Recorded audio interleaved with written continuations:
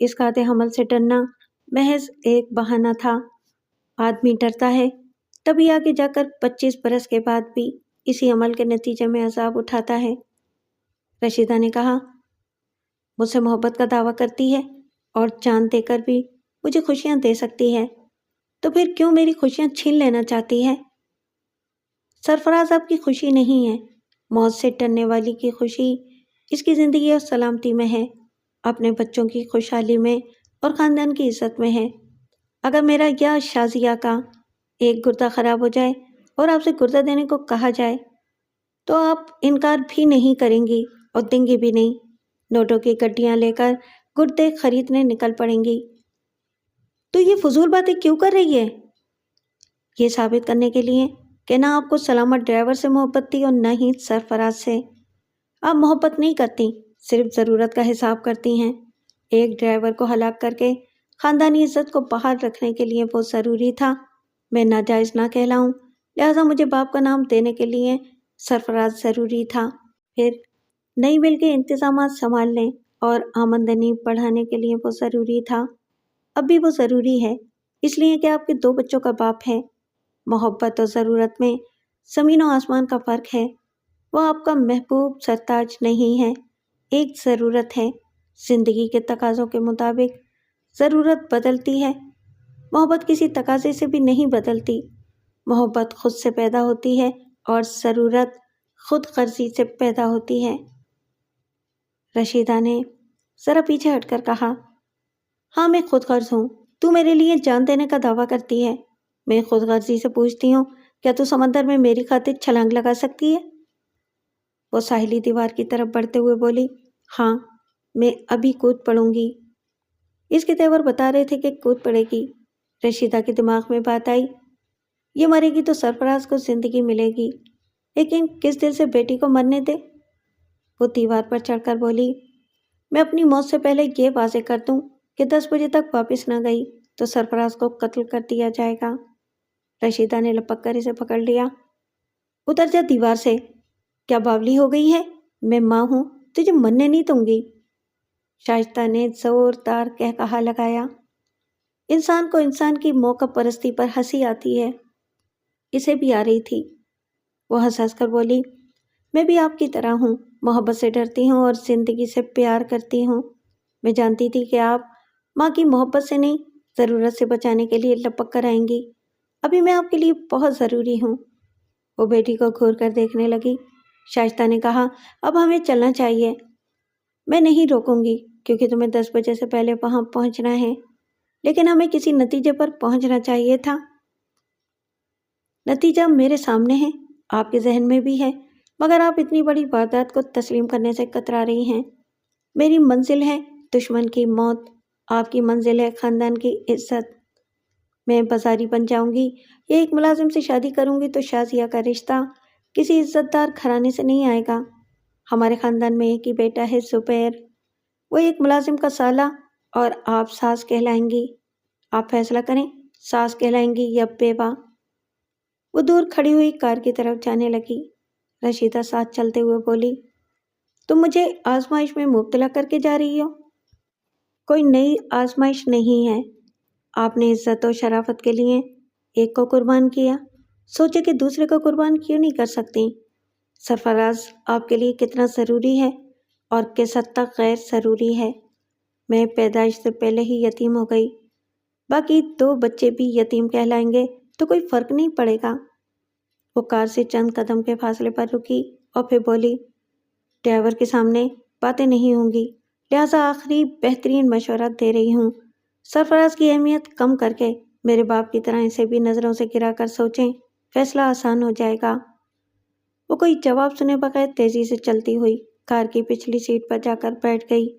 رشیدہ چند لمحوں تک کھڑی سوچتی رہی، پھر وہ بھی پچھلی سیٹ پر آ گئی۔ کار واپس جانے لگی۔ سمندر کا شور دور ہوتے ہوتے معدوم ہو گیا تھا۔ دماغ میں حالات کا پیدا کردہ درندہ سرفراز چیخ رہا تھا، خاندان کی عزت کو جانے دو، مجھے بچا لو، رشیدہ مجھے بچا لو۔ رشیدہ نے چور نظروں سے بیٹی کو دیکھا۔ تھوڑی دیر پہلے بیٹی نے مشورہ دیا تھا کہ سرفراز کی اہمیت کو ذرا کم کرو، کسی حد تک اسے نظروں سے گرا کر سوچو، تو فیصلہ کرنا آسان ہو جائے گا۔ صحیح فیصلہ کرنے کا یہ بنیادی اصول ہے کہ فریقین میں سے کسی کو زیادہ اہمیت نہ دی جائے، کسی سے رشتہ داری یا جذباتی وابستگی رکھی نہ جائے، تب فیصلہ عین انصاف کے اصولوں کے مطابق ہوتا ہے۔ شائستہ کے مشورے نے اسے اس حد تک مائل کیا کہ وہ سرفراز کے اہم اور غیر اہم ہونے کا حساب کرنے لگی۔ وہ اپارٹمنٹ کے سامنے کار سے اتر کر ڈرائیور سے بولی، بی بی جی جہاں جانا چاہیں انہیں پہنچا کر آؤ۔ وہ بیٹی سے رخصت ہو کر اپارٹمنٹ کے اندر آئی، دروازے کو بند کیا، پھر ایک صوفے میں دھس گئی۔ گھر میں، دل میں اور دماغ میں ماتمی ویرانی تھی۔ جب یہ یقین ہو جائے کہ گھر کا ایک فرد کینسر یا پھانسی کے پھندے سے یا کسی بھی طرح موت سے ہمکنار ہونے والا ہے اور بچاؤ کی کوئی صورت نہیں ہے، اس فرد کی موت سے پھر صرف صدمہ رہ جاتا ہے اور صبر آنے لگتا ہے۔ وہ اس پہلو سے غور کر چکی تھی کہ شائستہ کے خلاف کوئی قدم نہیں اٹھا سکے گی، اس پر نہ نصیحت کام آئے گی اور نہ قانون کے محافظ شائستہ کی قید میں سرفراز کو زندگی دے سکیں گے۔ قانون کی پناہ لینے کا نتیجہ یہ ہوگا کہ سرفراز کے قتل کے جرم میں وہ گرفتار ہو جائے گی، پھر عدالتوں میں، جیلوں میں اور اخباروں میں اس خاندان کی عزت اور نیک نامی کی دھجیاں اڑائی جائیں گی۔ یہ تصور ہی ناقابل برداشت تھا کہ عزت دار کہلانے والی بیٹی کے ساتھ ایک ڈرائیور کا نام لیا جائے۔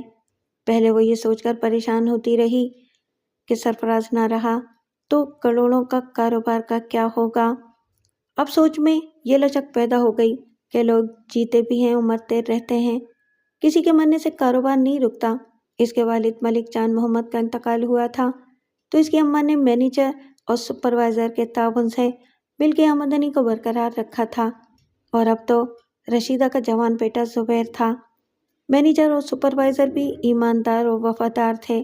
سرفراز اب اس مل میں ریڑھ کی ہڈی نہیں رہا تھا، البتہ ایک اہم پرزہ تھا۔ اگر ٹوٹ جاتا تو اس کی جگہ دوسرا لگا لیا جاتا۔ وہ نہیں چاہتی تھی کہ سرفراز ٹوٹ جائے، لیکن ایسی کوئی واردات ہونے سے پہلے وہ خاموشی سے خود کو صدمہ سہنے کے قابل بنا رہی تھی۔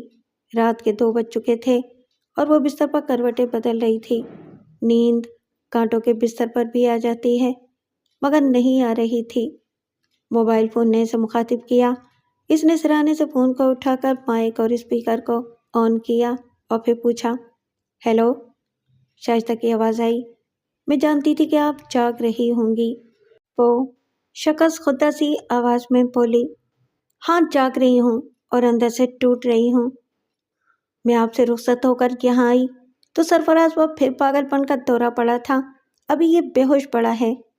رشیدہ یہ سن کر خاموش رہی، جواباً کوئی بے چینی نہیں تھی، چکنے پتھر کا مجسمہ بن گئی تھی۔ اس پر سے احساسات اور جذبات پانی کی طرح پھسلتے جا رہے تھے۔ شائستہ نے پوچھا، آپ خاموش کیوں ہیں؟ میں سارے الفاظ ضائع کر چکی ہوں، بولنے کے لیے کچھ نہیں رہا ہے۔ سرفراز شوگر کا مریض ہے، اسے ایک بار جان لیوا دل کا دورہ پڑا تھا۔ اس کی تمام متعلقہ میڈیکل رپورٹس آپ ساتھ لائی ہیں؟ یہاں میرے پاس ہیں۔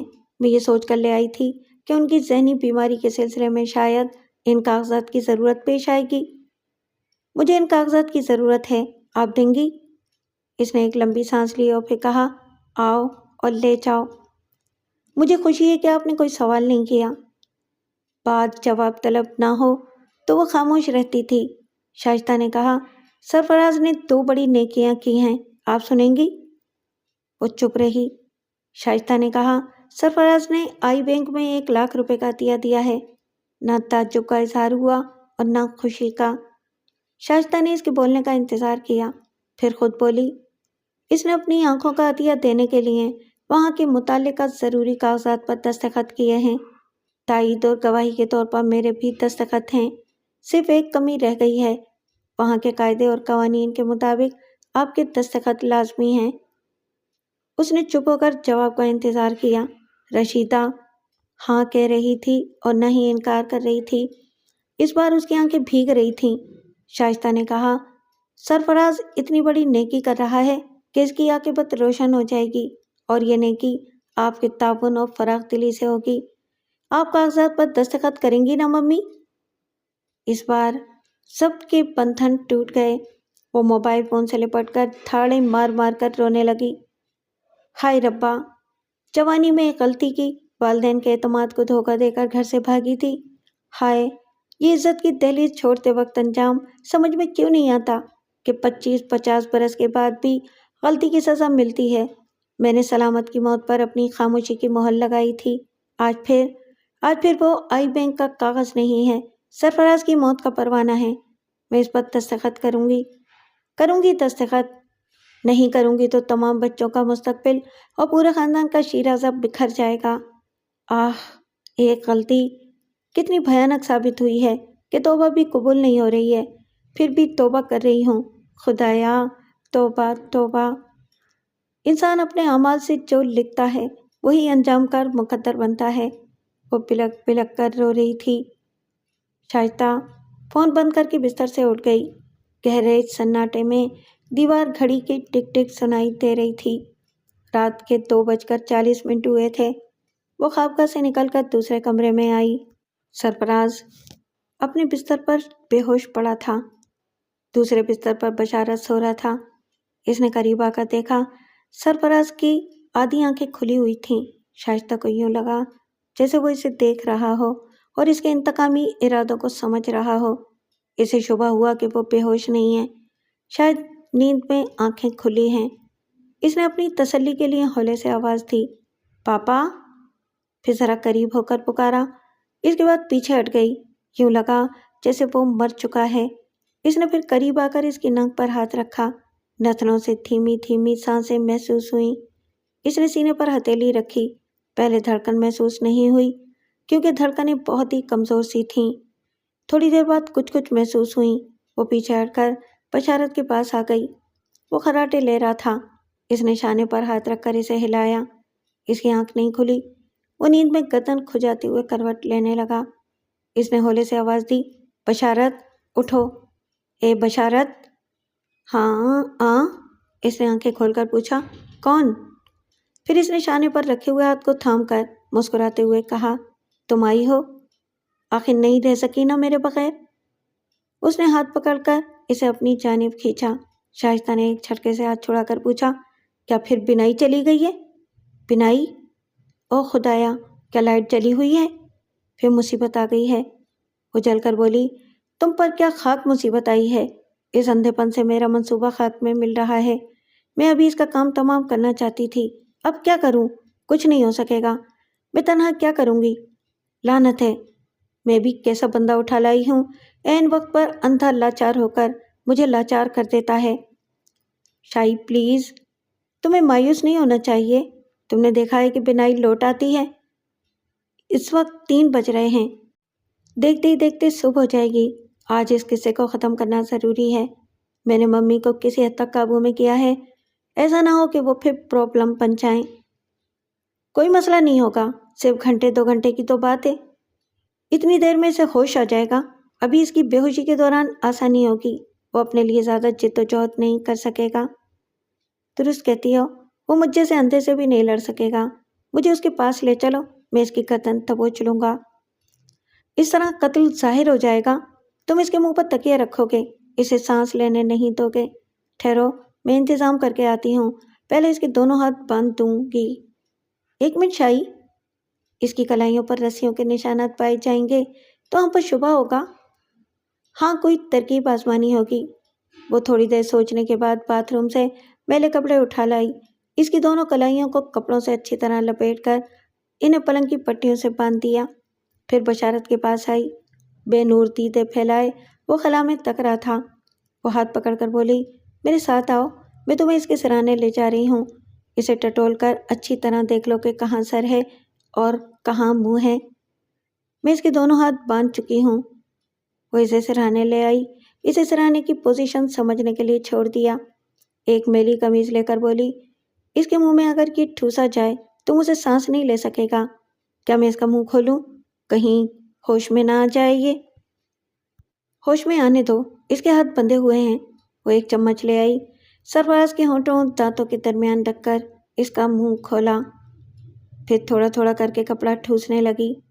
اسی وقت وہ ذرا کسمس آیا۔ شائستہ نے کہا، شاید یہ ہوش میں آ رہا ہے۔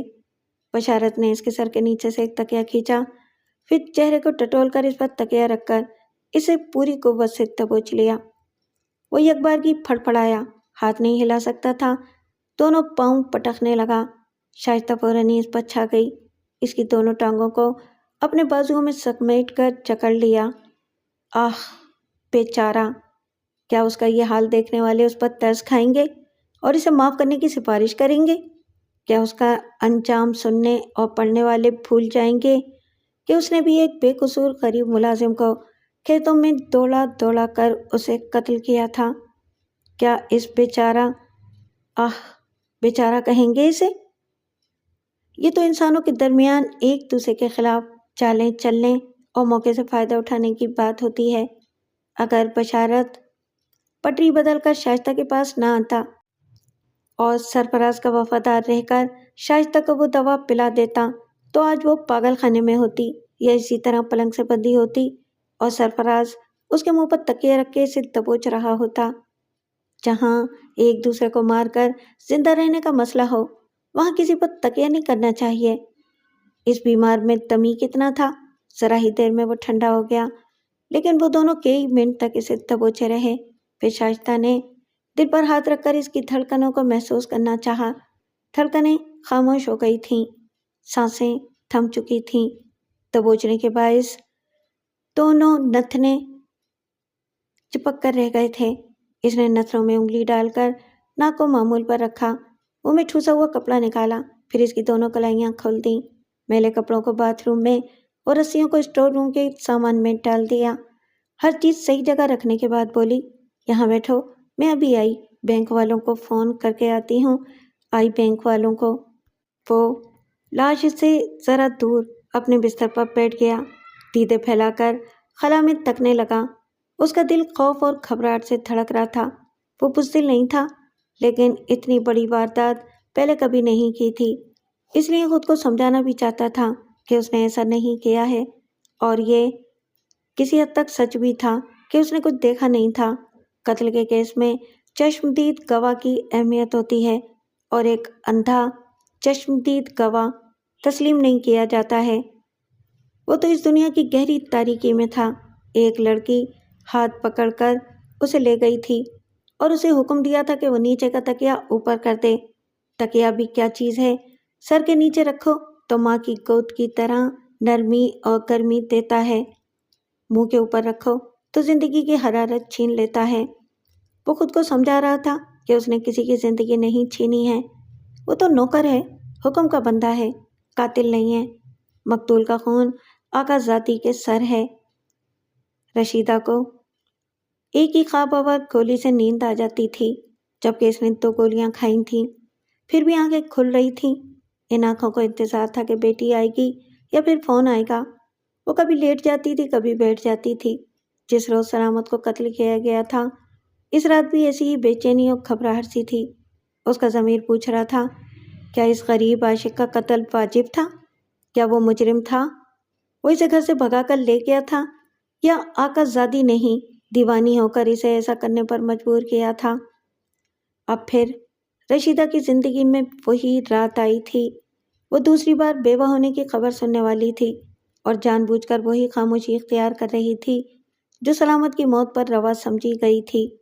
وہ خاموشی بڑے گھر کی بیٹی کی عزت کا بھرم رکھنے کے لیے تھی۔ یہ خاموشی بھی شائستہ کو عزت کے ساتھ گھر لانے کے لیے تھی۔ اصل چیز عزت ہے۔ عزت کے بغیر زندگی کچھ نہیں ہے۔ جینے کو تو کتے بھی جیتے رہتے ہیں۔ عزت وہ چاندی کا ورق ہے جسے اپنی ذات پر چڑھانے کے لیے سلامت اور سرفراز کو کتوں کی موت مارا جا سکتا ہے۔ ابھی ایک کتا باقی تھا، شائستہ کے پیچھے دم ہلا رہا تھا۔ صبح 6 بجے شائستہ آ گئی۔ رمضانی نے دروازہ کھولا۔ اس نے پوچھا، ممی کہاں ہیں؟ بیڈ روم میں ہیں۔ تم جاؤ اور ڈرائیور سے کہو کہ گاڑی تیار رکھے، تم بھی ساتھ چلو گے۔ وہ چلا گیا۔ اس نے دروازے کو اندر سے بند کیا۔ ٹی وی لاؤنج سے خوابگاہ کا دروازہ کھلا نظر آ رہا تھا۔ وہ دروازے پر آئی۔ ماں ایک صوفے پر بیٹھی اسے سوالیہ نظروں سے دیکھ رہی تھی۔ وہ سامنے والے صوفے پر آ کر سر جھکا کر بیٹھ گئی۔ جو کہنا چاہتی تھی وہ کہنے سے جھجک رہی تھی۔ اس نے پھر سر اٹھا کر دیکھا، ماں کی آنکھوں میں نمی چمک رہی تھی۔ وہ پھر سر جھکا کر بڑی آہستگی سے بولی، انا للہ و انا الیہ راجعون۔ ایک دم سے رشیدہ نے چیخ ماری، نہیں! پھر اٹھ کر اس پر پل پڑی۔ اس کے گریبان کو دونوں ہاتھوں سے پکڑ کر جھنجھوڑتے ہوئے، کبھی اسے ہاتھ مارتے ہوئے کہنے لگی، تو دشمن ہے، دشمن ہے، بیٹی نہیں ہے۔ ہائے تیری بنا پڑتے ہی میری کوکھ جل جاتی، میں زہر کھا لیتی تو آج تو رہتی نہ میں۔ تو کیسی منوس گھڑی میں پیدا ہوئی تھی چڑیل، ٹائن، میرے سہاگ کو کھا گئی۔ کلیجہ ٹھنڈا ہو گیا تیرا؟ بول، تیرے کلیجے میں ٹھنڈ پڑ گئی؟ بیٹی خاموشی سے مار کھا رہی تھی، جانتی تھی کہ ماں کے ماتم کی مدت کتنی ہے۔ وہ مارتے مارتے بولتے بولتے تھک کر بیٹی کی گود میں گر گئی اور پھر سسکنے لگی۔ شائستہ کبھی ماں کے سر پر ہاتھ پھیرنے لگتی اور کبھی اسے تسلی کے لیے تھپکنے لگی، یوں اسے آرام سے رونے اور اندر کا غبار نکالنے کا وقت دیتی رہی۔ پھر گھڑی میں وقت دیکھ کر بولی، میں نے آئی بینک والوں سے کہا ہے کہ آپ ابھی 7 بجے کی فلائٹ سے آ رہی ہیں۔ میں آپ کو ایئرپورٹ سے سیدھی اسپتال میں لے آؤں گی، پھر آپ آئی بینک کے کاغذات پر دستخط کریں گی۔ وہ رو رو کر بولی، میں نہیں کروں گی۔ آپ کریں گی، میری باعزت واپسی کا یہ آخری مرحلہ ہے۔ ذلیل کمینی، تو کیسی ظالم اور سنگ دل ہے؟ تو نے یہ بھی نہ سوچا کہ ان کی موت کی خبر سن کر شازیہ اور زبیر پر کیا گزرے گی؟ وہی جو تازہ یتیم ہونے والے دنیا کے دوسرے بچوں پر گزرتی ہے، اور وہی جو نانی اماں کی زبان سے اصل روداد سننے کے بعد مجھ یتیم پر گزری تھی۔ وہ پھر بیٹی کی گود میں منہ چھپا کر رونے لگی۔ بیٹی بولی، ڈاکٹر نے کہا ہے لاش کا پوسٹ مارٹم ہوگا۔ آپ وہ تمام میڈیکل رپورٹس لے چلیں جن سے ثابت ہوتا ہے کہ وہ ذیابیطس کا مریض تھا اور ایک بار اس پر دل کا جان لیوا دورہ پڑ چکا ہے۔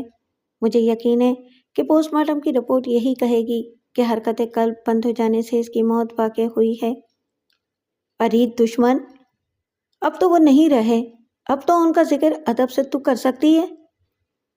بے ادب بننے کے بعد بھی ادب و آداب کا مستحق نہیں ہوتا۔ میں نے یہاں آتے ہوئے سوچا تھا کہ آپ کے سامنے اس کا ذکر کیسے کروں گی۔ اسے شہید کہہ نہیں سکتی۔ میرے ابو عشق کی راہ میں شہید ہوئے تھے۔ ایک قاتل کو اس کی موت کے بعد مرحوم بھی نہیں کہا جا سکتا، اس لیے کہ اللہ تعالیٰ کی رحمت اس پر نازل نہیں ہوگی، اس لیے کہ اس نے موت سے پہلے اپنی 55 سالہ زندگی میں کبھی توبہ نہیں کی تھی، جو خدا سے رجوع نہیں ہوا، جو کبھی نہیں پچھتایا، جس نے کبھی مغفرت نہیں چاہی، اسے اللہ کی معافی ملے گی نہ رحمت۔ اس کی موت پر مجھے اور آپ کو توبہ توبہ کرنا چاہیے۔ اس کی باتوں کے دوران رشیدہ نے اٹھ کر ایک چھوٹی سی اٹیچی میں کچھ کپڑے اور میڈیکل رپورٹس وغیرہ رکھ لیں اور پھر ساتھ چلنے کے لیے تیار ہو کر بولی، شازیہ، زبیر اور تمام رشتہ داروں کو یہ المناک خبر سنا دینا چاہیے۔ ابھی نہیں، اسپتال کے معاملات سے نبٹ کر تمام رشتہ داروں کو اطلاع دی جائے گی۔ پہلے آپ خالہ جان سے کہیں کہ وہ چند بزرگ گھر جا کر شازیہ اور زبیر کو یہ خبر سنانے کے بعد انہیں صدمات سے سنبھالیں۔ وہ دونوں اپارٹمنٹ سے نکلیں، کار میں آ کر بیٹھ گئیں، پھر اسپتال پہنچ گئیں۔ آئی بینک والوں کو حیرانی تھی، بلکہ شبہ تھا کہ ایک شخص کل آنکھوں کا عطیہ دینے پر آمادہ ہوا تھا اور کاغذات پر دستخط کیے، پھر دوسرے دن اچانک مر گیا۔ لیکن رشیدہ نے جو میڈیکل رپورٹس پیش کی، ان سے شبہ دور ہو گیا۔ پوسٹ مارٹم کی رپورٹ نے بھی حرکت قلب بند ہونے کی تصدیق کی۔ پھر رشیدہ کے سامنے وہ فارم پیش کیا گیا جس پر سرفراز نے آنکھوں کے عطیے کے سلسلے میں دستخط کیے تھے۔ رشیدہ نے فارم کو پڑھا اور پھر گھور کر شائستہ کو دیکھا۔ وہ کچھ کہنا چاہتی تھی لیکن ڈاکٹروں کے سامنے خاموشی سے دستخط کرتی ہے۔ پھر وہ ویٹنگ روم میں آ کر بیٹھ گئیں۔ ڈاکٹر نے کہا تھا کہ 1 بجے تک سرفراز کی لاش ان کے حوالے کر دی جائے گی۔ رشیدہ نے غصے سے پوچھا، فارم میں بشارت کا نام اور اس کے دستخط ہیں، تم سرفراز کی آنکھیں اسے کیوں لگوانا چاہتی ہو؟ وہ اندھا نہیں ہے؟ آپ نہیں جانتی، وہ اندھا ہو چکا تھا، اسے عین وقت پر آنکھیں مل رہی ہیں۔ لیکن تمہیں اس سے کیا ہمدردی ہے؟ تم نے وعدہ کیا تھا کہ اسے ٹھکرا دو گی اور میرے ساتھ گھر چلو گی۔ بے شک یہی کروں گی، لیکن اس سلسلے میں ہمارے درمیان کچھ اور باتیں ہوں گی۔ ابھی ان باتوں کا وقت نہیں ہے۔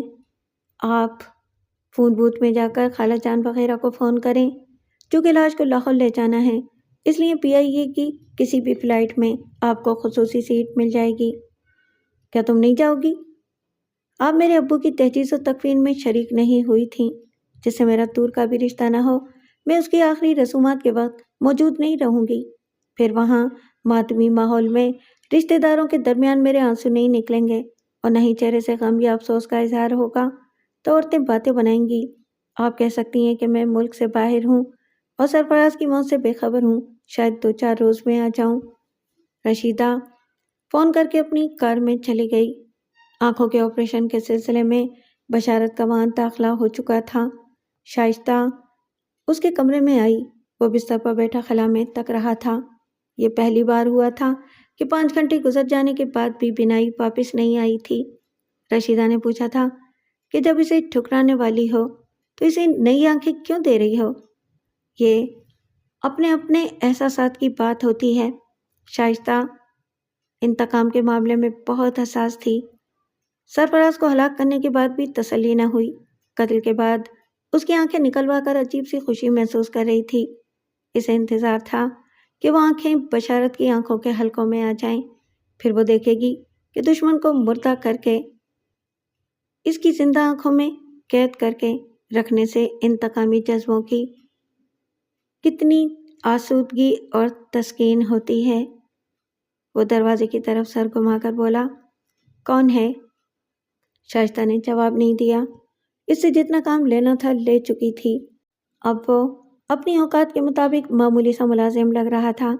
اس کی ذات سے محض اتنی دلچسپی رہ گئی تھی کہ آئندہ وہ سرفراز کو اس کی آنکھوں میں قیدی کی حیثیت سے دیکھنا چاہتی تھی اور رہی صحیح انتقامی بھڑاس نکالنا چاہتی تھی۔ اس نے پھر آنکھیں پھاڑ کر پوچھا، شائی، کیا تم ہو؟ وہ چپ رہی۔ اتنے دنوں میں پہلی بار اس کا شائی کہنا ناگوار گزرا۔ اگر وہ اونچی سوسائٹی میں اسے شائی کہہ کر مخاطب کرے گا تو کیا عزت رہ جائے گی؟ ٹھیک ہے کہ اسی نے ایسی بے تکلفی کی اجازت دی تھی، لیکن ہر بات کی ایک حد ہوتی ہے۔ تنہائی میں کہنے کی اجازت دی تھی۔ موسم سرما میں شائیں شائیں کرتی ہوئی ہوائیں چلتی ہیں۔ موسم گزر جائے تو شائی شائی کی تکرار بے وقت کی ڈراگنی لگتی ہے۔ وہ دروازے کی طرف رک کیے بول رہا تھا، مجھے تمہاری مہک آ رہی ہے، یوں لگ رہا ہے جیسے تم کمرے میں آ گئی ہو۔ آہ، وہ آ بھی جائے تو یہ کتنی بڑی بدبختی ہوگی کہ میری آنکھیں اسے دیکھ نہیں سکیں گی۔ یا خدا، مجھے بینائی چاہیے، اپنے لیے نہیں، اسے دیکھنے کے لیے۔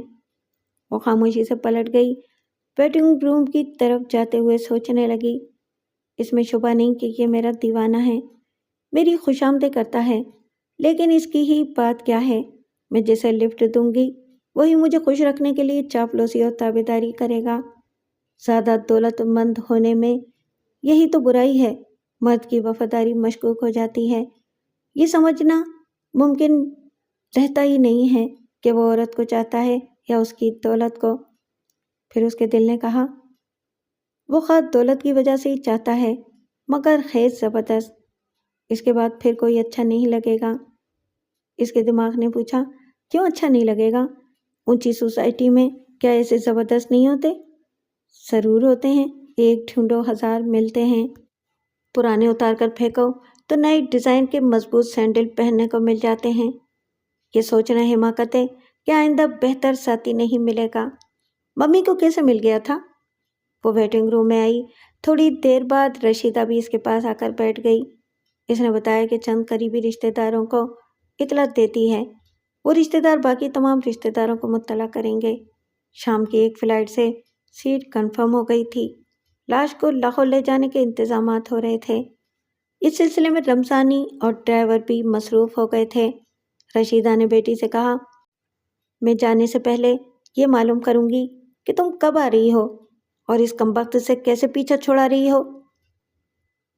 اسے ایک ٹیکسی خرید کر دوں گی اور اسے تاکید کروں گی کہ وہ کبھی لاہور اور فیصل آباد نہ آئے۔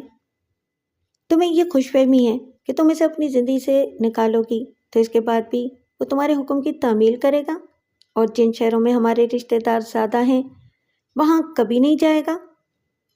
وہ روزگار کے لیے پنڈ سے آیا تھا، جب میں اسے اچھا خاصا روزگار فراہم کروں گی تو وہ میری بات ضرور مان لے گا۔ اگر میں تم سے 20 لاکھ کی کار چھین کر 1,00,000-2 لاکھ کی گاڑی دوں تو کیا یہ ناانصافی نہیں ہوگی؟ اور ناانصافی بغاوت پر آمادہ نہیں کرے گی؟ وہ کروڑوں کی حسینہ کو چھوڑ کر 2.5 یا 3 لاکھ کی ٹیکسی سے نہیں پہلے گا، باغی ہو جائے گا۔ 2 کوڑی کا باغی ہمارا کیا بگاڑ لے گا؟ تمہارا باپ بھی تو 2 کوڑی کا تھا، مگر تمہارے نانا جان نے ایک عقل کی بات سمجھائی کہ 2 کوڑی کا آدمی میری بے آبروئی اور اعلیٰ خاندان کی بے شرمی کا رازدار ہے۔ اگرچہ وہ شریف ہے، مجھ پر کیچڑ نہیں اچھالے گا، مگر میرے باپ کی آنکھیں اس کے سامنے جھکی رہیں گی۔ پھر یہ فطری امر ہے کہ دال روٹی کھانے والے کو مرغن مرغی ملے یا کمہار کے بیٹے کو شہزادی ملے تو وہ اپنی خوشی اپنے اندر چھپا کر نہیں رکھ پاتا، چاہتا ہے کہ دنیا اس کے نصیب پر رشک کرے، اور اگر وہ ایسا نہ بھی کرے تو بات چھپائے رکھنا چاہے بھی تب بھی شہزادی کی جدائی میں نکلی ہوئی ایک آہ کبھی شاعری بن کر اور کبھی نکارہ بن کر گھر گھر پہنچ جاتی ہے۔ شائستہ کے دل کو ماں کی بات لگ رہی تھی کہ بشارت آقازادی کے حسن و شباب اور بے انتہا دولت سے محروم ہو کر دوست کبھی نہیں رہے گا۔ وہ لالچی ہے، اس کی اپنی کوئی عزت نہیں ہے، وہ اسے مختلف ہتھ کنڈوں سے بلیک میل کر کے بڑی بڑی رقمیں حاصل کرے گا۔ رشیدہ نے کہا، میں تیری باعزت واپسی چاہتی ہوں، اس کے لیے بشارت کی زبان کو ہمیشہ کے لیے بند کرنا ہوگا۔ میں لیلا نہیں ہوں، بشارت سے دیوانہ وار محبت نہیں کرتی ہوں، اسے دودھ کی مکھی کی طرح نکال پھینکنے والی ہوں، لیکن اب سلامت اور سرفراز والا ڈرامہ دہرانا مجھے پسند نہیں ہے۔ تمہیں پسند نہ ہو، مجھے تو اپنی خاندانی روایات پر چلنا ہے۔ سلامت کو خاک میں ملانا میرے باپ کے لیے لازمی ہو چکا تھا۔ سرفراز کو حرام موت مارنے کی قسم تم نے پوری کی، آج میں بشارت کو جہنم میں پہنچانے کی قسم کھاتی ہوں۔ میں نے اپنے باپ کے اور تمہارے معاملات میں مداخلت نہیں کی، اب تم میرے معاملے میں کچھ نہیں بولو گی۔ مجھے صرف تمہیں ہی نہیں، شازیہ کو بھی عزت سے بہانا ہے، اور ایک ڈرائیور بشارت کے سامنے اپنے بیٹے زبیر کا سر نہیں جھکانا ہے۔ شائستہ نے بحث نہیں کی، چپ چاپ سنتی رہی۔ رشیدہ نے کہا، یہ ہمارے لیے بہتر تھا کہ وہ اندھا ہو گیا تھا، تم اسے نئی آنکھیں دے کر گویا سانپ کو دودھ پلا رہی ہو، وہ پھر سے آنکھوں والا ہو کر پرابلم بن سکتا ہے۔ میں پوچھتی ہوں اسے بنائی دینے کا مقصد کیا ہے؟ ممی، میرا جواب شاید پوری طرح آپ کی سمجھ میں نہ آئے۔ جب اسے آنکھیں مل جائیں گی اور آپ اس کے سامنے جائیں گی تب اس کی آنکھوں میں جھانک کر معلوم ہوگا کہ میں نے سرفراز کو مار کر بھی اس کا پیچھا نہیں چھوڑا ہے، اس کی جاگتی ہوئی زندہ نگاہوں کو بشارت کی آنکھوں میں قید کر دیا ہے۔ رشیدہ نے اس پہلو پر غور ہی نہیں کیا تھا کہ وہ سرفراز کی موت کے بعد بھی بشارت کی آنکھوں میں اسے جاگتے ہوئے دیکھے گی۔ اس بات نے اس کے دل کی دھڑکنوں کو تیز کر دیا تھا۔ کوئی اپنا مر جائے تو اسے دیکھنے کے لیے صرف اس کی تصویر ہی رہ جاتی ہے، پہلے مقتول شوہر کی تو تصویر بھی دیکھنے کو نہیں ملی تھی۔ یہ خیال دل دھڑکا رہا تھا کہ دوسرا شوہر قتل ہونے کے بعد بھی اسے آنکھیں دکھاتا رہے گا۔ آپریشن کے بعد ہوش آیا تو چند لمحوں تک اس کی سمجھ میں ہی نہیں آیا کہ اس پر کیا گزری تھی اور وہ کہاں ہے۔ پھر رفتہ رفتہ ذہن صاف ہونے لگا، یاد آ گیا کہ اسے نئی بینائی کے لیے آپریشن تھیٹر لے جایا گیا تھا۔ پھر ایک انجیکشن لگاتی وہ بے ہوش ہو گیا تھا، پتہ نہیں بے ہوشی کے دوران اس پر کیا گزرتی رہی۔ اب یقین تھا کہ بینائی بحال کر دی گئی ہے، پٹی ہٹائی جائے گی، پھر آنکھیں کھولی جائیں گی تو دنیا نظر آئے گی۔ اس کے بعد پھر کبھی بینائی آنکھ میں چولی نہیں کھیلے گی۔ ابھی آنکھیں بند تھیں، وہی اندھے پن کی تاریکی مسلط تھی۔ یہ تاریکی احساس دلا رہی تھی کہ روشنی کتنی اہم ہوتی ہے، اس کے بغیر آدمی اپنا ایک ناخن بھی نہیں دیکھ سکتا۔ خلوت اور جلوت میں مسرتیں دینے والی محبوبہ کا جاذب نظر حسن و شباب نظر نہیں آتا۔ لوگ میٹھے بول کے پیچھے کڑوے زہر اگلتے ہیں، ایسے میں میٹھا سنائی دیتا ہے اور کڑوا دکھائی نہیں دیتا۔ جو اندھے ہو جاتے ہیں وہ زندہ رہتے ہیں اور نہ مردہ کہلاتے ہیں۔ ایسے وقت اس کی آواز سنائی دی، کیسے ہو؟ وہ خوش ہو کر بولا، شائی تم آ گئی؟ کہاں چلی گئی تھی؟ لاہور گئی تھی، دکھاوے کا ماتم کرنے۔ ویسے تم آئندہ مجھے شائی نہ کہنا۔ کیوں؟ وہ تم نے ہی تو کہا تھا کہ… پہلے وہ کہا تھا، اب یہ کہہ رہی ہوں۔ میں دشمن سے انتقام لینے گھر سے بے گھر ہوئی تھی، وہ دشمن جہنم میں پہنچ گیا ہے، اب مجھے اپنے اعلیٰ خاندان کے عزت داروں میں رہنا ہے۔ ان رشتوں کو پھر سے جوڑنے کے لیے یہ رشتہ توڑنا ضروری ہے۔ تم یہ کہہ کر میرا دل توڑ رہی ہو کہ میں تمہارے لائق نہیں ہوں، عزت دار نہیں ہوں۔ تمہارے جیسے لوگ اپنے گھروں میں اور اپنے چھوٹے سے حلقوں میں عزت دار ہوتے ہیں۔ یہ عزت کوٹھیوں تک رینگ کر آتے آتے 2 کوڑی کی بھی نہیں رہ جاتی، غلامی اور خدمت گزاری میں بدل جاتی ہے۔ تم اگلی سیٹ کے ڈرائیور ہو اور میں پچھلی سیٹ کی آقا زادی ہوں۔ کیا میری باتیں تمہارے پلے نہیں پڑ رہی ہیں؟ ہاں۔ پتہ نہیں ڈاکٹر یہ پٹی کب کھولیں گے، مگر آپ نے آنکھیں کھول دی ہیں۔ آئندہ آپ کو بی بی جی کہا کروں گا۔ لیکن… ہاں بولو، رک کیوں گئے؟ کیا مجھے اس اسپتال میں بے یار و مددگار چھوڑ جائیں گی؟ میں نے آپریشن اور اسپتال کے تمام بل ادا کر دی ہیں۔ یہاں سے اسی مکان میں جاؤ گے جسے ہم نے کرائے پر لے رکھا تھا۔ میں کسی دن وہاں ہوں گی، پھر تم سے معاملات طے کروں گی۔ تمہارے مستقل روزگار کا بندوبست کرنے کے بعد چلی جاؤں گی۔ وہ جانے لگی۔ فرش پر سینڈل کی اونچی ایڑی بج رہی تھی۔ اس نے آواز دی، شاہ؟ نہیں، بی بی جی، مگر اونچی ایڑیوں کی آوازیں دور ہوتے ہوتے معدوم ہو گئیں۔ کچھ دیر پہلے وہ خود کو خوش نصیب سمجھ رہا تھا، اب وہ مہربان حسینہ اپنا دامن چھٹک رہی تھی۔ اس کے ساتھ ہزاروں لاکھوں روپے کی عیاشی بھی گزرا ہوا خواب بننے والی تھی۔ پنڈ سے چلا تھا بڑا آدمی بننے کے لیے، اب سکڑ کر پھر سے بہت چھوٹا ہو رہا تھا، بہت بلندی سے لڑھکتا ہوا پستی کی طرف جا رہا تھا۔ کوئی بلندی سے پستی اور جنت سے جہنم کی طرف جانا نہیں چاہتا، وہ بھی نہیں جانا چاہتا تھا۔ شائستہ کے بدلے ہوئے رویے پر حیران بھی ہو رہا تھا اور پریشان بھی ہو رہا تھا، پھر دل ملا رہا تھا، اپنی ناقدری پر غصہ آ رہا تھا۔ اور ایک وفادار بندہ مالک کی گالیاں برداشت کر لیتا ہے، ناقدری برداشت نہیں کرتا۔ اس نے شائستہ کی گالیاں سنی، تمانچہ کھایا، اس کے تلوے چاٹے، اس کے لیے قاتل بھی بن گیا۔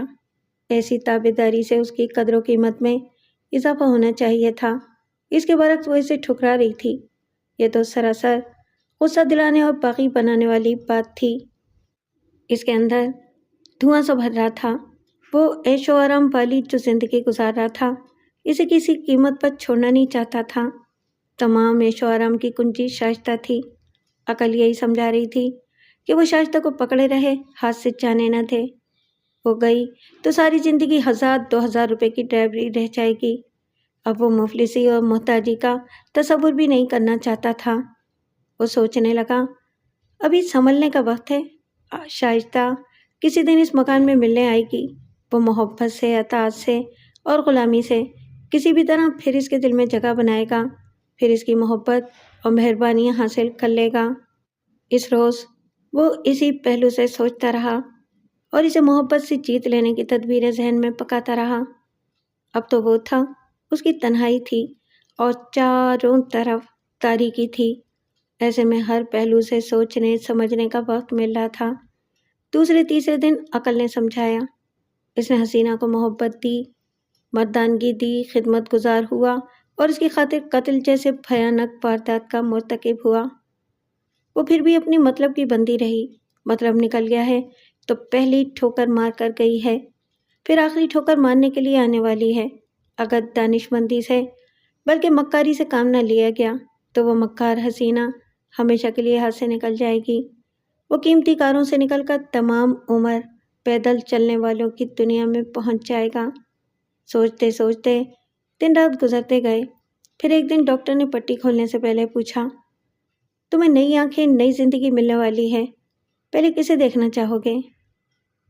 وہ ایک سردا بھر کر بولا، جسے دیکھنا چاہتا ہوں وہ لاہور میں ہے، کل رات اس کا فون آیا تھا کہ وہ آج شام کو آنے والی ہے۔ ڈاکٹر نے اس کی آنکھوں سے پٹی ہٹائی بند آنکھوں کو گیلی روئی سے صاف کر کے کہا، آہستہ آہستہ آنکھیں کھولو۔ اس نے بسم اللہ پڑھتے ہوئے آہستگی سے آنکھیں کھولیں۔ کمرے کا دروازہ اور کھڑکی بند تھی، پردے پڑے ہوئے تھے، اس لیے دن کو بھی دھیمی دھیمی سی روشنی تھی۔ نگاہوں کے سامنے تازہ کھلے ہوئے پھولوں کا گلدستہ کچھ فاصلے پر رکھا تھا۔ بشارت کو صاف طور سے دکھائی دے رہا تھا۔ اس نے خوش ہو کر نرس کو اور پھر ڈاکٹر کو دیکھا۔ وہ سب مسکرا رہے تھے اور اسے مبارکباد دے رہے تھے۔ اس نے پوچھا، ڈاکٹر صاحب، اب بینائی تو نہیں جائے گی؟ انشاءاللہ ایسی کوئی بات نہیں ہوگی۔ ہمیشہ خوش رہا کرو، ہر دوسرے دن آ کر معائنہ کراؤ اور یہ دوا آنکھوں میں ڈالتے رہو۔ 1 ہفتے بعد پھر یہاں آنے کی ضرورت نہیں رہے گی۔ شائستہ اسے مکان کی چابیاں دے کر گئی تھی۔ وہ اسپتال سے ٹیکسی میں آیا۔ مکان کے احاطے میں کار کھڑی ہوئی تھی۔ اس نے ہر کمرے کا دروازہ کھول کر دیکھا۔ تمام سامان اپنی جگہ جوں کا توں تھا۔ شائستہ کا بڑا سوٹ کیس اور کچھ چیزیں رکھی ہوئی تھیں۔ وہ دوسرے کمرے میں آ کر ذرا ٹھٹک گیا۔ اس خالی بستر پر نظر گئی جہاں اس نے سرفراز کو دبوچ کر مار ڈالا تھا۔ اب وہ نہیں تھا، لیکن وہ تصور میں تڑپتا اور زندگی کے لیے لڑتا ہوا دکھائی دیا۔ وہ فوراً ہی پلٹ کر کمرے سے باہر آ گیا، پھر شائستہ کے کمرے میں آ کر کھڑا ہو گیا۔ اس کے خالی بستر کو دیکھتے ہوئے بولا، تم نے مجھے قاتل بنا دیا ہے، جبکہ مقتول سے میری کوئی دشمنی نہیں تھی۔ میں نے جو کیا تمہارے لیے کیا۔ تم میرے لیے کیا کر رہی ہو؟ مجھے دھکے مار کر اپنی زندگی سے نکال رہی ہو؟ اس نے الماری کی طرف دیکھا۔ اس میں لاکھوں روپے اور زیورات تھے۔ اس نے سوچا، جب وہ تمام سامان چھوڑ کر گئی ہے تو مال و زر بھی چھوڑ گئی ہوگی۔ اس نے چابیوں کے گچھے سے ہر چابی آزمائی، الماری کو کھولنے کی کوشش کی، لیکن وہ نہیں کھلی۔ اس نے پلنگ کے سرانے والی میز کی دراز کو کھول کر دیکھا۔ اس میں کار کے کاغذات کے ساتھ اس کی چابی بھی تھی۔ وہ چابی لے کر باہر آیا، مکان کے دروازے کو مقفل کیا، پھر کار لے کر قریبی مارکیٹ میں آیا۔ وہاں تالے مرمت کرنے اور چابیاں بنانے والے کی دکان تھی۔ اس نے کہا، میری ڈبل لاک والی الماری کی چابیاں گم ہو گئی ہیں، میرے گھر چل کر اس کی چابیاں بنا دو، میں تمہیں کار میں واپس لا کر چھوڑ دوں گا۔ وہ اس کاریگر کو گھر لے آیا۔ اس نے 15 منٹ میں ڈبل لاک کی 2 چابیاں بنا دیں۔ بشارت نے اسے کھول کر دیکھا۔ اس اندرونی سیف کی چابیاں وہاں رکھی ہوئی تھیں۔ کاریگر نے 200 مانگے تھے۔ اس نے 250 دے کر کہا، تم رکشا یا ٹیکسی میں چلے جاؤ، میں تھک گیا ہوں۔ وہ چلا گیا۔ اس نے دروازے کو اندر سے بند کیا، پھر آ کر الماری کھولی۔ اندر رکھی ہوئی چابیاں اٹھا کر سیف کو کھولا تو وہ تقریباً خالی تھا۔ نوٹوں کی چند گڈیاں رکھی ہوئی تھیں۔ 50-60 ہزار سے زیادہ رقم نہیں تھی۔ وہ تقریباً 22-24 لاکھ نقد اور ہیرے موتی جڑے ہوئے لاکھوں کے زیورات لے گئی تھی۔ سیف کے اندر نوٹوں کی گڈیوں کے پاس دوا کی وہ شیشی تھی جس نے سرفراز کا دماغ الٹ دیا تھا۔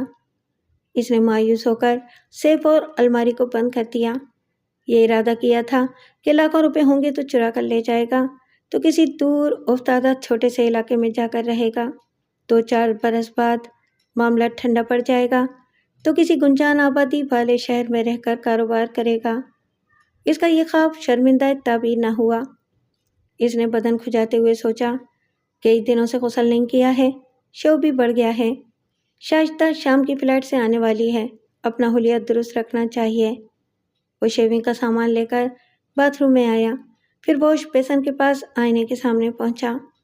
اپنے بڑے ہوئے شیپ پر ہاتھ پھیرتے ہوئے آئینے میں دیکھا تو دل دھک سے رہ گیا۔ ایک دم سے گھبرا کر ذرا پیچھے ہٹ گیا۔ آئینے کے اندر سے سرفراز اسے دیکھ رہا تھا۔ وہ چیخنا چاہتا تھا، مگر اسی لمحے میں اپنی حماقت کا احساس ہوا۔ آئینے میں سرفراز نہیں تھا، وہ خود ہی تھا۔ یہ محض احساس تھا کہ سرفراز دیکھ رہا ہے، جبکہ وہ سرفراز کی آنکھوں سے خود کو دیکھ رہا تھا۔ آنکھوں کی پتلیوں کا ایک ننھا سا حصہ تبدیل ہو جائے تو شخصیت تبدیل نہیں ہوتی اور نہ ہی صورت بدل جاتی ہے۔ بندہ وہی رہتا ہے۔ بشارت بھی وہی پہلے والا ہی بشارت تھا، مگر احساسات بدل گئے تھے۔ ایک تو یہ ناقابل انکار حقیقت تھی کہ سرفراز کی آنکھوں سے دنیا کو دیکھ رہا ہے۔ یہی بات یوں سمجھ میں آ رہی تھی کہ اس نے جسے قتل کیا ہے وہ اس کی آنکھوں میں چھپ کر اسے آئینے کے اندر سے دیکھ رہا ہے۔ سرفراز کی آنکھیں زندہ ہیں اور وہ جب بھی آئینہ دیکھے گا وہ آنکھیں اپنے قاتل کو گھورتی رہیں گی۔ وہ تھوڑی دیر تک نظریں چراتا رہا، پھر اس نے حوصلہ کر کے آئینے میں دیکھا۔ آئینے کے عکس میں اپنے چہرے کے دوسرے حصوں کو دیکھا، صرف آنکھوں کو نہیں دیکھا، اور دل میں کہتا گیا کہ یہ میں ہی ہوں، سر سے پاؤں تک میں ہی ہوں۔ پھر اس نے جھجکتے ہوئے اپنی آنکھوں میں جھانکا تو یوں لگا سرفراز کی آنکھوں میں جھانک رہا ہے۔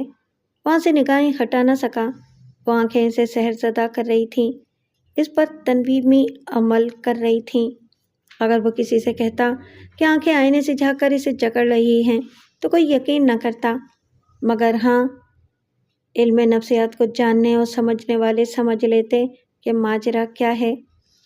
حقیقت یہ تھی کہ احساس جرم اسے جکڑ رہا تھا، اس کے اندر چھپا ہوا خوف اسے پکڑ رہا تھا۔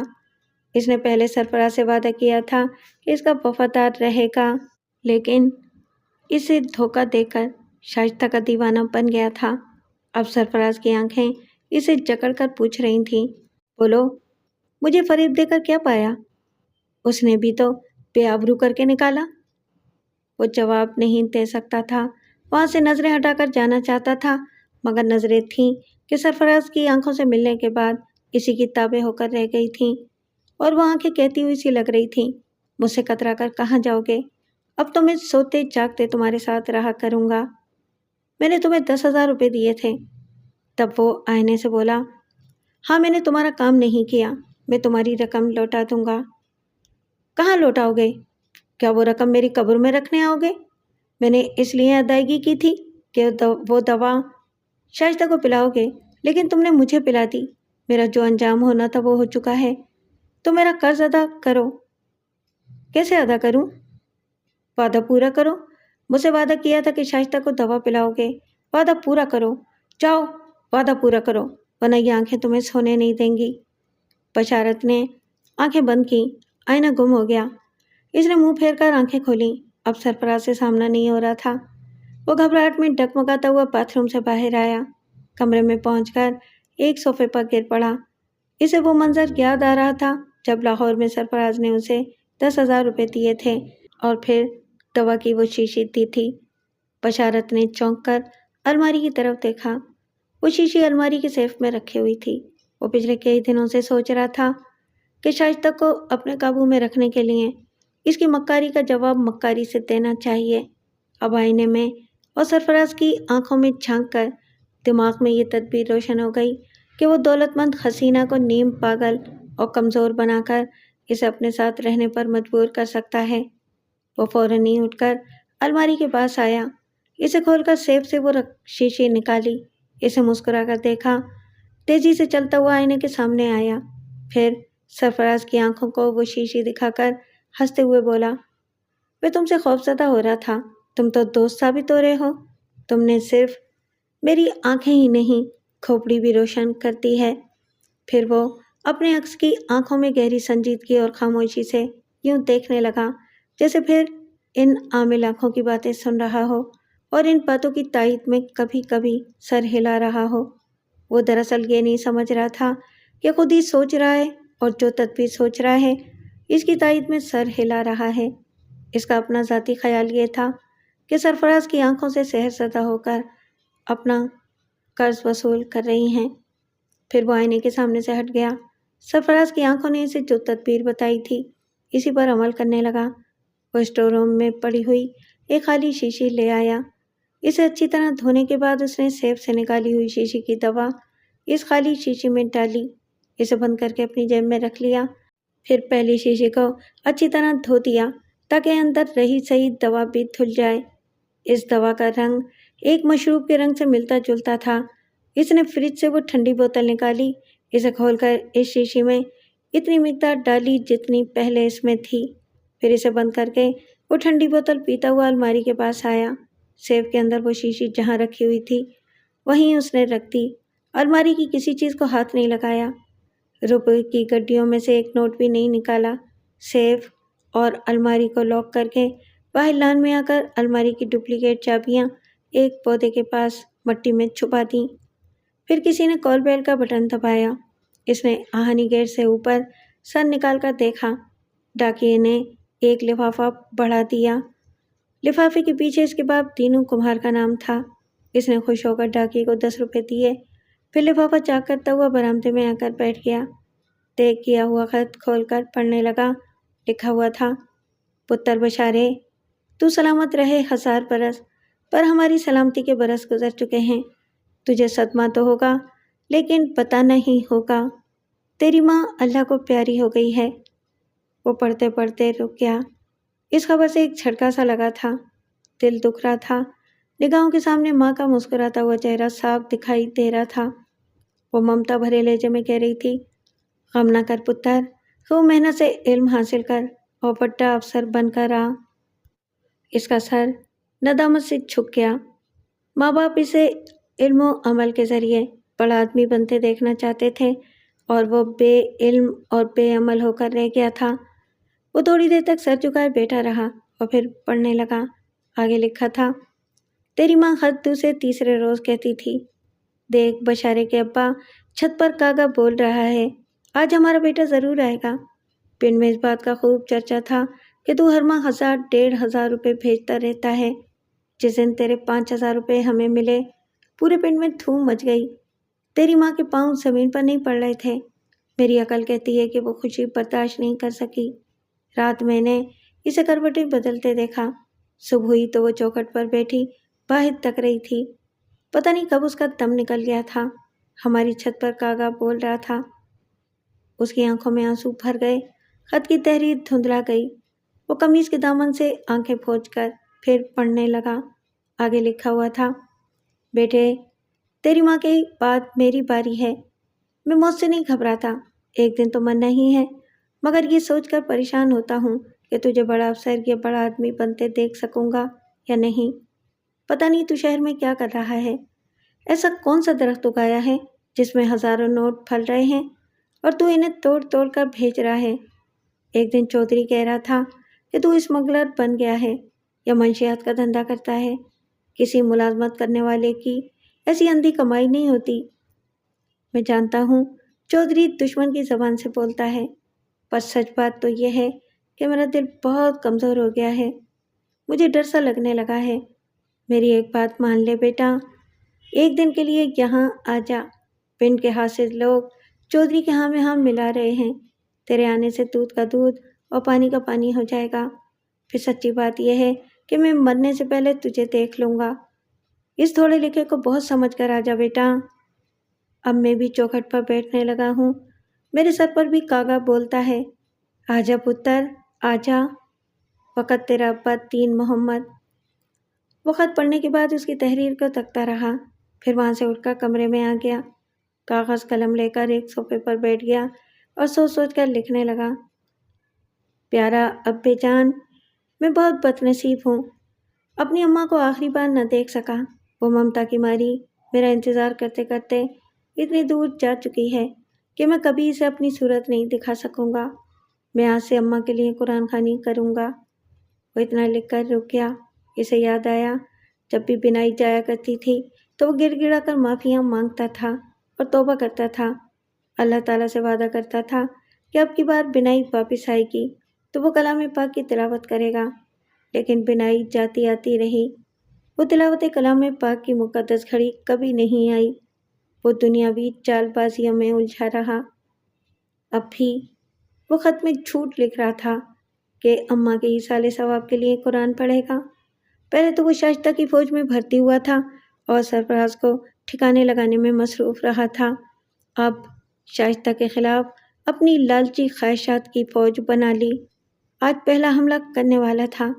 نہ جانے یہ جنگ کب تک جاری رہنے والی تھی اور کب اللہ کا نام لینے کی فرصت ملنے والی تھی۔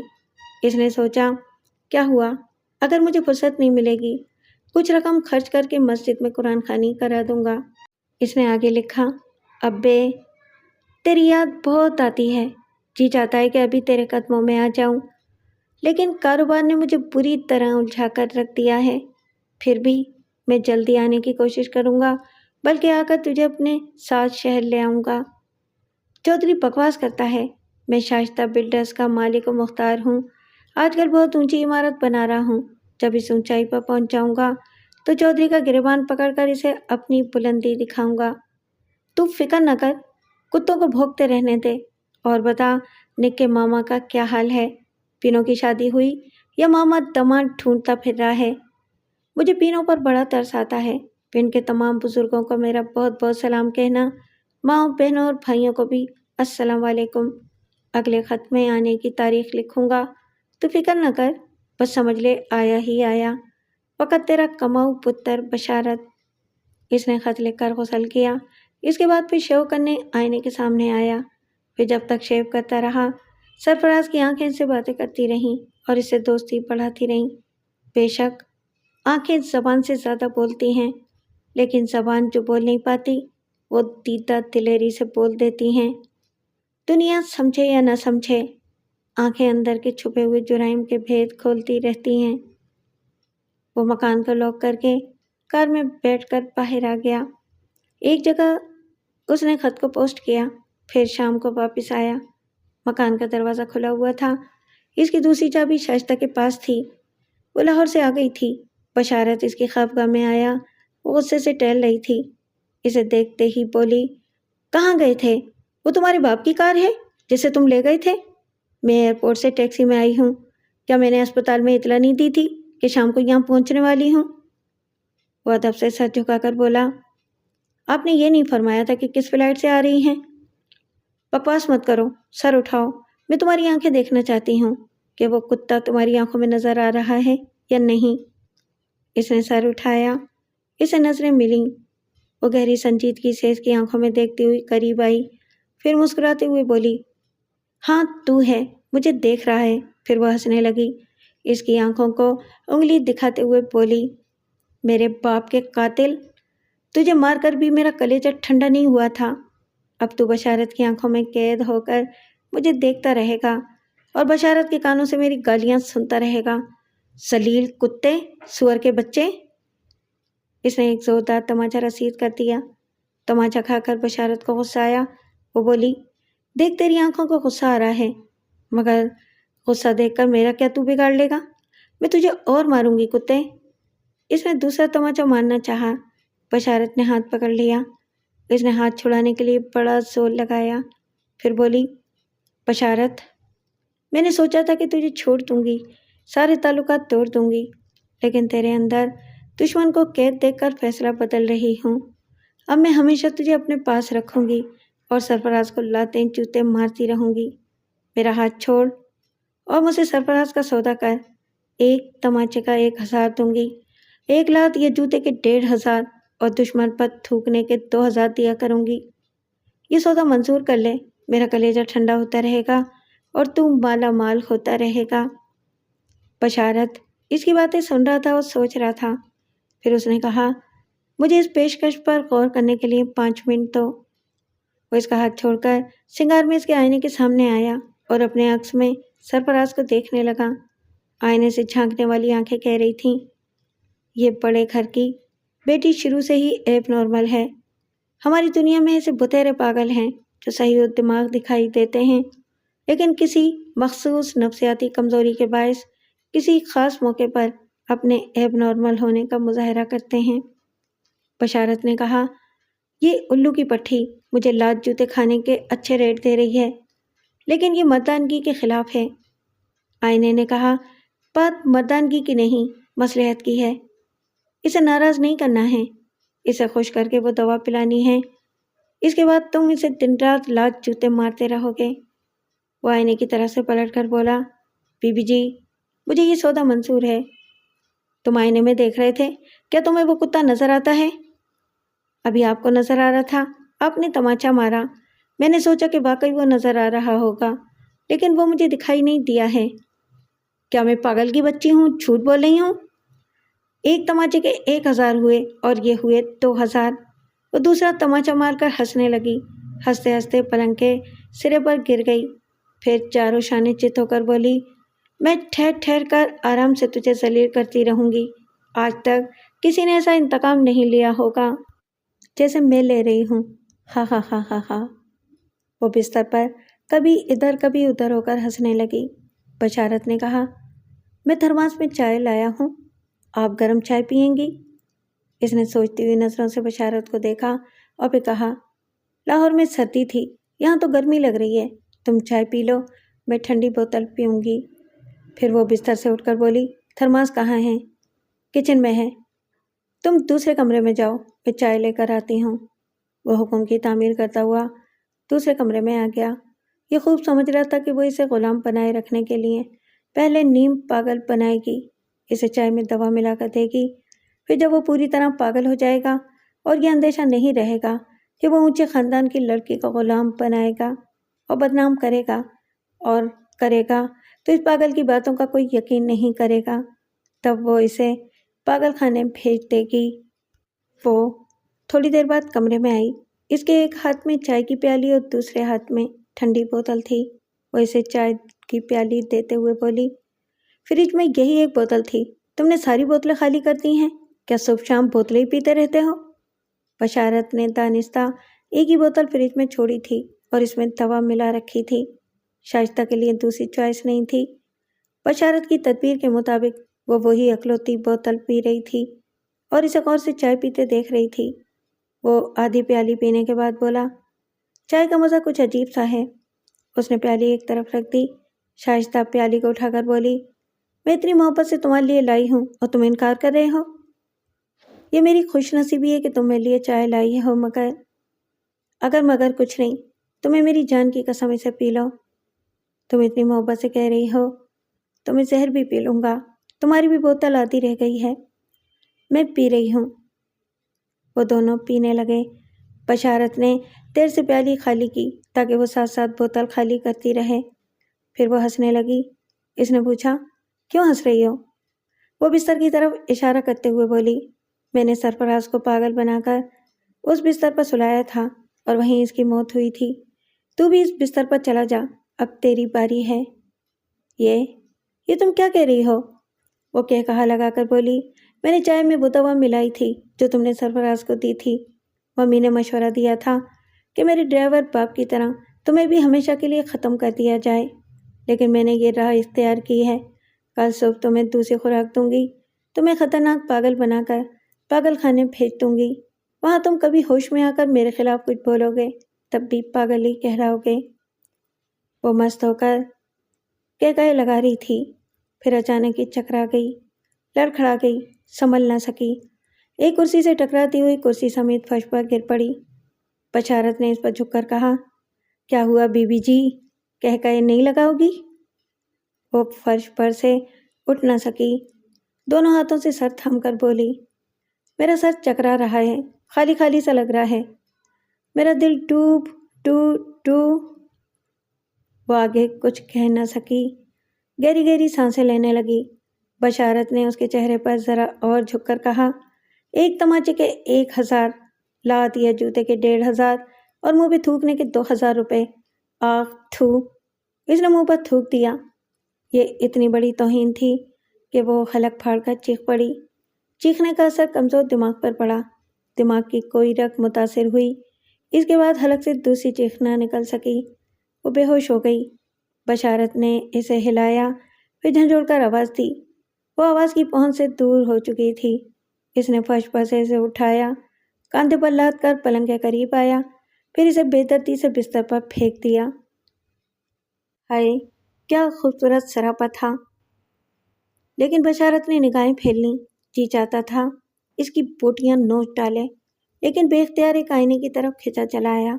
اس آئینے میں سرفراز کی آنکھیں مسکرا رہی تھیں، اپنے تابعدار کو شاباشی دے رہی تھیں اور کہہ رہی تھیں، اس پاگل لڑکی سے مال و زر حاصل کرنے کی امید نہ کر، سیف میں محض 50-60 ہزار روپے ہوں گے، تجھے تیرے نصیب سے زیادہ نہیں ملے گا۔ اب اپنی جان سلامت رکھنے کی فکر کر، تجھ سے اب بھی کوئی چوک ہو گئی تو ماں بیٹی تجھے زندہ نہیں رہنے دیں گی۔ میں بچا کچا مال سمیٹ کر چلا جاؤں گا۔ ابھی نہیں، اس نے تیرے ذریعے مجھے پاگل بنایا تھا، میرا قرض اتار دے، اسے ایک خوراک اور دے اور پھر چلا جا۔ ہاں، کل صبح دوسری خوراک دوں گا، ابھی رات ہے، تنہائی ہے، میں جا رہا ہوں۔ خبردار، اسے حبس کی نظروں سے نہ دیکھنا۔ کیوں نہ دیکھوں؟ اس لیے کہ یہ باپ کی آنکھیں ہیں جیسے تو بیٹی کو دیکھ رہا ہے۔ یہ کیا بکواس ہے؟ یہ تیری بیٹی نہیں ہے۔ میں اس کی ماں کا خامد رہ چکا ہوں۔ اس رشتے سے یہ میرے لیے محترم ہے، اگرچہ میں اس کی جان کا دشمن ہوں، اسے بدترین پاگل بنانا چاہتا ہوں۔ میری آنکھیں اس کی ہر طرح کی تباہی دیکھیں گی، لیکن بے شرمی نہیں دیکھیں گی، کیونکہ شرم آنکھوں میں ہوتی ہے، خواہ وہ آنکھیں دوست کی ہوں یا دشمن کی۔ وہ آئینے سے دور ہٹ گیا، وہاں سے گھوم کر بستر پر پڑی ہوئی شائستہ کو دیکھا اور پھر سر جھکا کر اس کمرے سے باہر آ گیا۔ اگرچہ حقیقت میں سرفراز کی آنکھیں بول نہیں سکتی تھیں، مگر ان آنکھوں کے پیچھے مجرمانہ احساسات بول سکتے تھے۔ سوچ کا مختلف انداز اس لیے تھا کہ وہاں کے دشمن قاتل کی بھی تھیں اور مقتول کی بھی تھیں اور ایک باپ کی بھی تھیں۔ کچھ مقدر نے اور کچھ ضمیر نے بشارت کو مختلف زنجیروں میں جکڑ لیا تھا۔ وہ خوابگاہ میں آیا۔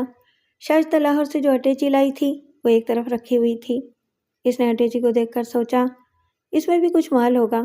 دانشمندی یہی ہے کہ کل اسے ایک خوراک اور پلا کر یہاں سے تمام مال سمیٹ کر چلا جاؤں۔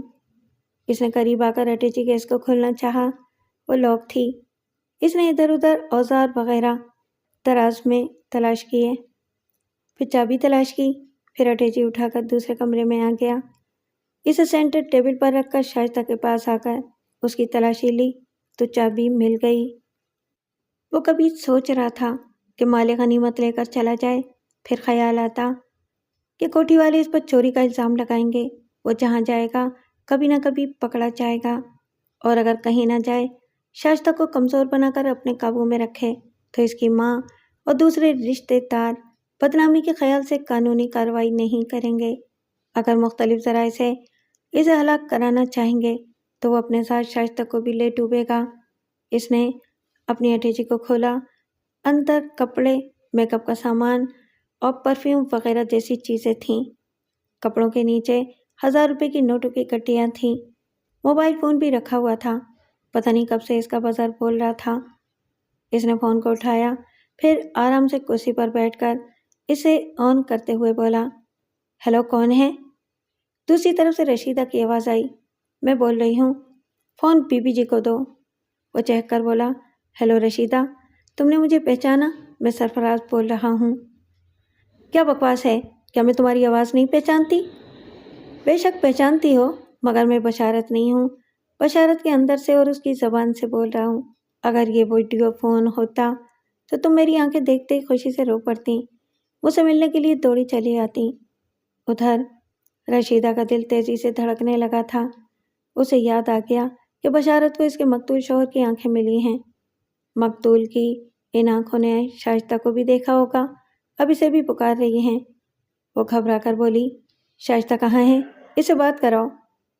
تمہاری بیٹی جہاں بھی ہے زندہ ہے اور خیریت سے ہے۔ امید ہے کہ تم کوئی حماقت نہیں کرو گی، میرے خلاف کوئی قدم اٹھاؤ گی تو تمہیں تمہاری بیٹی کی لاش ملے گی۔ وہ چیخ کر بولی، نہیں، ایسا نہ کہو، تم جو تاوان چاہتے ہو میں ادا کر دوں گی، اسے کوئی نقصان نہ پہنچاؤ۔ بولو کیا چاہتے ہو؟ یہاں شائستہ کی اٹیچی میں لاکھوں روپے ہیں، لیکن مجھے روپے نہیں چاہیے، عزت چاہیے۔ وہ عزت نہیں چاہتا جس کے لیے ایک بیوی 2 شوہروں کو موت کے گھاٹ اتار دیتی ہے۔ وہ عزت نہیں چاہتا جو ضلالت اور کمینے پن سے قائم رکھی جاتی ہے۔ عزت ایک مقدس عطیہ ہے جو خدا ایک انسان کے ذریعے دوسرے انسان کو دیتا ہے۔ کیا تمہارے پاس ایسی کوئی بے داغ عزت ہے؟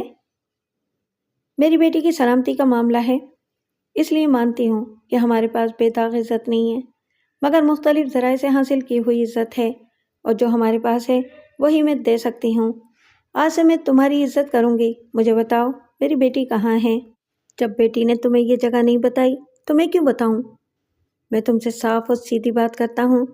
میں نے شائستہ کو وہی دوا پلائی ہے جس کے اثر سے میں یعنی سرفراز پاگل ہو گیا تھا۔ میں اسے نیم پاگل اور کمزور بنا کر اپنے قابو میں رکھوں گا، یہ ہمیشہ میرے رحم و کرم پر رہے گی۔ تم میری بیٹی کے ساتھ ایسا سلوک کیوں کر رہے ہو؟ میں ایسا نہ کرتا تو تم ماں بیٹی میرے ساتھ یہی کرتی۔ میں تمہاری بیٹی کے فریب میں آ کر گھر کا رہا نہ کھٹکا۔ میری سلامتی اسی میں ہے کہ میں شائستہ کو اپنی گرفت میں رکھ کر تم لوگوں کی سازشیں ناکام بناتا رہوں۔ وہ جب تک میرے قبضے میں رہے گی اور تمہارے خاندان والے بدنامی کے ڈر سے میرا کچھ نہیں بگاڑ سکیں گے۔ ذرا عقل سے کام لو، یہاں شائستہ کے ساتھ کب تک چھپے رہو گے؟ میں اسے لے کر ملک سے باہر چلا جاؤں گا۔ تم ہمارے اخراجات کے لیے رقم بھیجتی رہا کرو گی۔ میں تم دونوں کے اخراجات بھی پورے کروں گی اور لندن میں تمہاری رہائش کا انتظام بھی کر دوں گی۔ میرے تعاون کے بغیر تمہیں دشواریاں پیش آئیں گی۔ مجھے اپنا سمجھو، مجھے اپنے پاس بلاؤ، میں تمہیں اپنا داماد بنا لوں گی۔ داماد؟ نہیں، ہرگز نہیں۔ اب میں شائستہ سے شادی کر سکتا ہوں اور نہ اسے بری نیت سے دیکھ سکتا ہوں۔ اب وہ میری بیٹی ہے۔ یہ کیا بکواس ہے؟ اسے بھگا کر لے گئے، اس کے ساتھ بدمعاشیاں کرتے رہے، اب اسے بیٹی کہتے ہو؟ تمہیں شرم آنی چاہیے۔ شرم آ رہی ہے؟ اسے سرفراز کی آنکھوں سے دیکھ رہا ہوں۔ جب باپ کی آنکھیں دیکھتی ہیں تو ہر لڑکی بیٹی نظر آتی ہے۔ تم میرے سامنے کبھی نہ آنا۔ جب یہ بیٹی ہے تو تم جورو دکھائی دو گی۔ اے پاگل کے بچے، میں تیرا منہ توڑ دوں گی۔ منہ توڑ کر کیا کرو گی؟ میری آنکھیں پھوڑ دو گی؟ مگر یاد رکھو، یہ میری نہیں، تمہارے شوہر کی آنکھیں ہیں۔ یہ کہہ کر اس نے رابطہ ختم کر دیا۔ رشیدہ نے ہیلو ہیلو کہہ کر اسے مخاطب کیا اور پھر ریسیور رکھ کر سوچنے لگی کیا کرے۔ شائستہ نے حماقت کی تھی کہ ماں کو گلشن والا مکان نہیں بتایا تھا۔ دوسری حماقت یہ کی تھی کہ بشارت کو ٹھکرانے کے لیے تنہا گئی تھی۔ اسے زوم تھا کہ وہ اس کے پیروں کو چومتا ہے، سر پر کبھی نہیں چڑھے گا۔ اب جو چڑھا ہے تو اسے اتارنے کے لیے سیڑھی نہیں مل رہی ہے، بیٹی تک پہنچنے کا راستہ نہیں مل رہا تھا۔ وہ اٹھ کر ٹہلنے لگی۔ اصل مسئلہ یہی تھا کہ بیٹی تک کیسے پہنچے۔ اس کا پتہ ٹھکانہ معلوم ہو جاتا تو وہ کسی نہ کسی تدبیر سے اسے بشارت کی گیس سے نکال کر لے آتی، اور وہ جو عزت کا دشمن بن گیا تھا اسے بھی خاک میں ملا دیتی۔ بڑی دیر تک سوچتے رہنے کے بعد عقل نے کام کیا۔ یہ خیال آیا کہ جب وہ آنکھوں کے عطیے کے فارم پر دستخط کر رہی تھی تو ذہنی طور پر بری طرح الجھی ہوئی تھی۔ شائستہ کی انتقامی کارروائی اور دوسرے شوہر کی موت کا صدمہ تھا۔ یہ پڑھ کر صدمہ اور بڑھ گیا تھا کہ شوہر کی آنکھیں بشارت کو دی جا رہی ہیں۔ ایسے میں وہ فارم پر لکھا ہوا بشارت کے مکان کا پتہ نہ پڑھ سکی اور ذہن پر بوجھ رکھ کر فارم پر دستخط کرتی ہے۔ اب راستہ مل گیا۔ وہ کراچی جا کر آئی بینک سے رہائش گاہ بشارت کی معلوم کر سکتی تھی۔ وہ پھر فون کے پاس آ کر بیٹھ گئی۔ اسی وقت گامی نے آ کر سلام کیا۔ وہ بولی کیا بات ہے؟ بیگم صاحبہ، آپ نے بلایا تھا؟ میں نے؟ وہ سوچنے لگی۔ وہ سر جھکائے کھڑا رہا۔ رشیدہ نے جس کام کے لیے بلایا تھا وہ کام پریشانی کے سبب یاد نہ آیا، لیکن یہ یاد آ گیا کہ وہ بشارت کا رشتہ دار ہے۔ اس نے پوچھا کیا بشارت تمہارا اپنا بھتیجا ہے؟ اپنا تو نہیں ہے، لیکن اپنوں سے بڑھ کر ہے۔